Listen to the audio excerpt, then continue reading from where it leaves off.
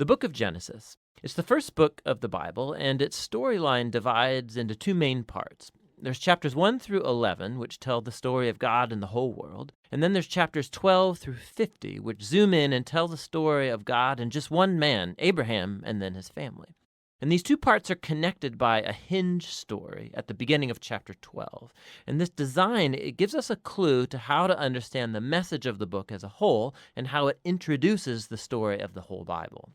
So the book begins with God taking the disorder and the darkness described in the second sentence of the Bible, and God brings out of it order and beauty and goodness. He makes a world where life can flourish. And God makes these creatures called humans, or Adam in Hebrew. He makes them in his image, which has to do with their role and purpose in God's world. So the humans are made to be reflections of God's character out into the world, and they're appointed as God's representatives to rule his world on his behalf, which in context means to harness all of its potential, to care for it, and make it a place where even more life can flourish.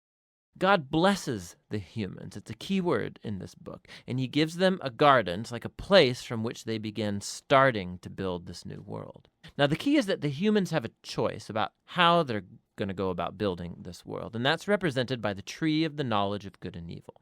Up till now, God has provided and defined what is good and what is not good. But now God is giving the humans the dignity and the freedom of a choice. Are they going to trust God's definition of good and evil, or are they going to seize autonomy and define good and evil for themselves? And the stakes are really high. To rebel against God is to embrace death, because you're turning away from the giver of life himself. This is represented by the tree of life.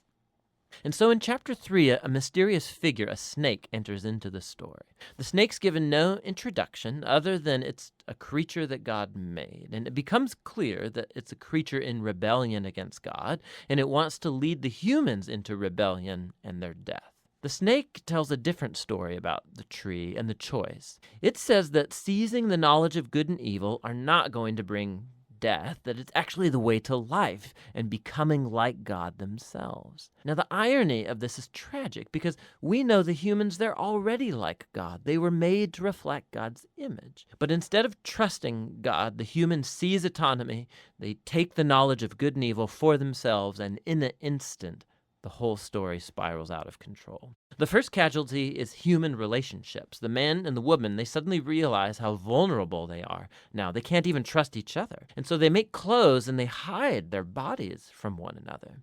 The second casualty is that intimacy between God and the humans is lost. So they go and run and hide from God, and then when God finds them, they start this game of blame shifting about who rebelled first. Now, right here, the story stops, and there's a series of short poems where God declares to the snake and then to the humans the tragic consequences of their actions. God first tells the snake that despite its apparent victory, it is destined for defeat, to eat dust.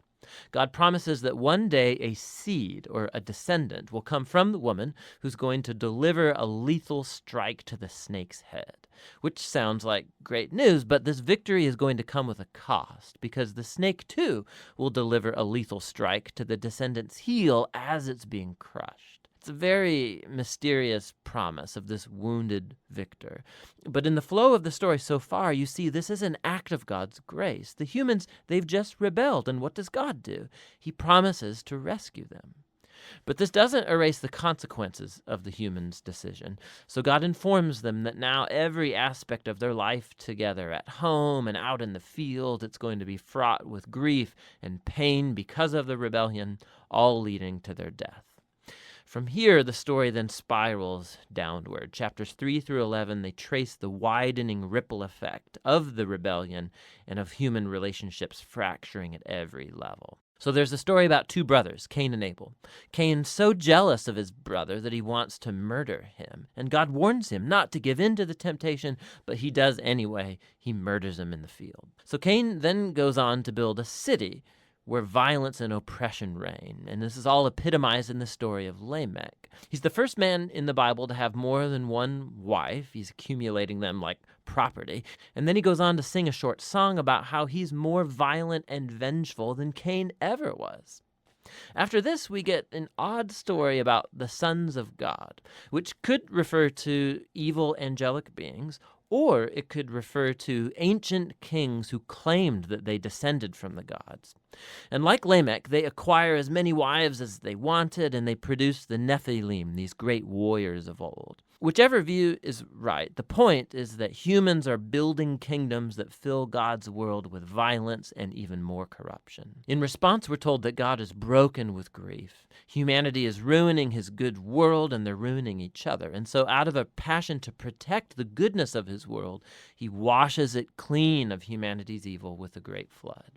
But he protects one blameless human, Noah, and his family, and he commissions him as a new Adam. He repeats the divine blessing and commissions him to go out into the world. And so our hopes are really high, but then Noah fails too, and also in a garden. He goes and he plants a vineyard, and he gets drunk out of his mind. And then one of his sons, Ham, does something shameful to his father in the tent. And so here we have our new Adam, naked and ashamed, just like the first, and the downward spiral begins again. It all leads to the foundation of the city of Babylon.